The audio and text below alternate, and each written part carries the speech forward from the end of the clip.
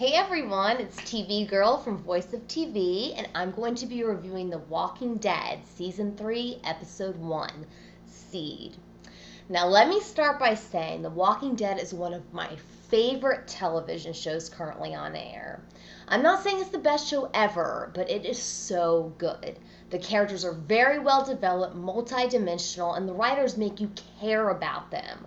While some people think it's just another goofy zombie show, it's actually incredibly smart, and I think it deserves a lot more critical acclaim and has been snubbed too many times in award shows, even though award shows don't necessarily mean anything. Casting is great, and I love the grittiness and brutality of the show. And one of the greatest things is how zombies are kind of like the backdrop and less of the main story. Remember the tagline for this season? Fight the dead, fear the living? That's true. Someone who absolutely hates zombies could really love the show just for how great the writers and character development is. An example is my mother, who I had to convince to watch this show. She hates zombies and stuff like that, and now she's hooked. Except she says she covers her eyes 80% of the time, and tonight every time a walker had their head chopped off or got a stake to the face, my mom went, ah. I try to stay away from comic book spoilers, but I am just that kind of person who can't help myself. Thankfully, however, the show changes up their storylines a bit to keep viewers guessing, even if they've read the comic books. For instance, if you watch The Talking Dead after the show, it was shown that Dale was actually supposed to be the one to get his leg cut off, and not Herschel. And Shane was supposed to die a lot sooner in the comic books than in the show. So that's good news. The comic books are like semi-spoilers, or may just be totally wrong. It could drive you insane. I had a 6-month jump in time since the last episode of Season 2 of Walking Dead, and the writers did this so things could be a little more high-octane. We missed a winter, basically. After this premiere, though, I'm reminded of how painfully slow this show can be.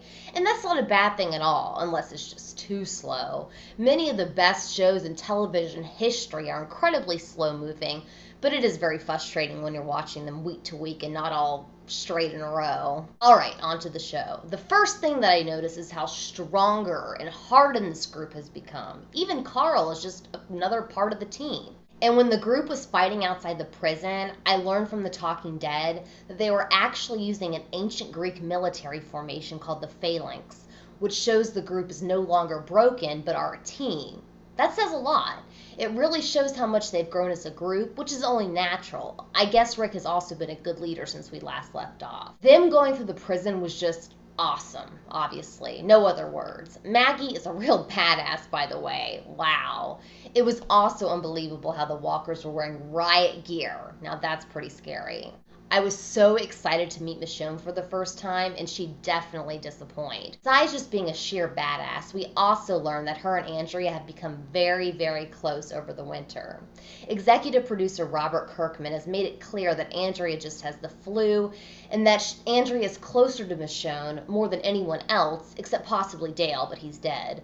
So the point of that scene was just to see the bond they formed. They're all that each other has. While everyone on the show is an amazing actor, Sarah Wayne Callies as Lori Grimes really stood out to me this episode. Everything about her demeanor just said defeat.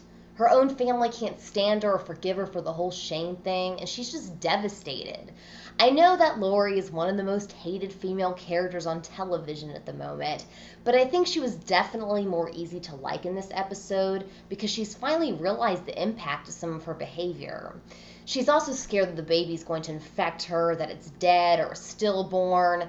Totally rational thoughts in this kind of world. And my quote of the show goes to Herschel when he said to her, "You know who doesn't give a shit about that? This baby." And about Herschel, I didn't see that one coming either. And I was just thinking right beforehand how much I love Herschel. I love this episode for not just the writing and acting, but it really started with a bang. That prison was scary. There was so much tension. The people that work on this show are the masters of producing suspense and fear.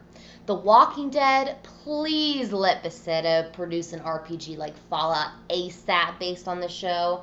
I think that would complete my life. When you think about it, there's a lot of potential for romantic relationships to form on the show, and it won't make it contrived either.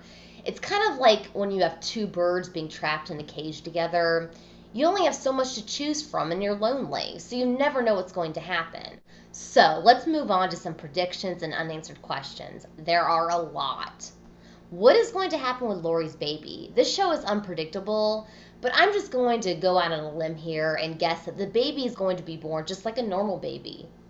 Obviously, a big one. Is Herschel going to make it? This show is so dark that it makes me want to say no, but I really hope not. It doesn't look good for him, though.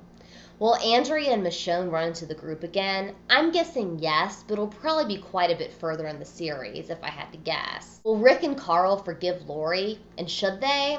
I actually felt a little empathy for Lori this episode, but I guess that's just because she's so broken now. What do you think? Are you feeling bad for Lori, or do you think she made her own bed?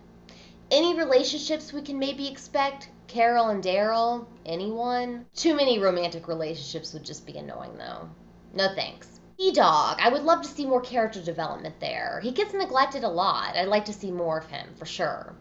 Obviously, another really big one. Who were those prisoners? Where did they come from? You know Merle is back. And when?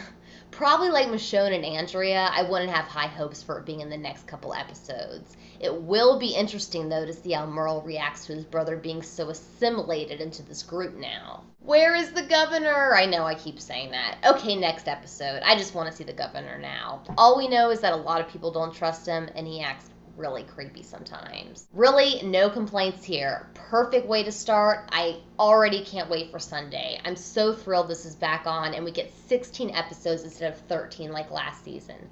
Thank you. I mean it. 13 or 8 is just not going to cut it. Well, thanks for watching, and check out more of my video reviews on shows like Boardwalk Empire, Homeland, Dexter, Sons of Anarchy, and many more. And starting Wednesday night, American Horror Story. I can't wait. Watch all this and more at thevoiceoftv.com, the Voice of TV YouTube channel, and tvgirl.net. See you next week.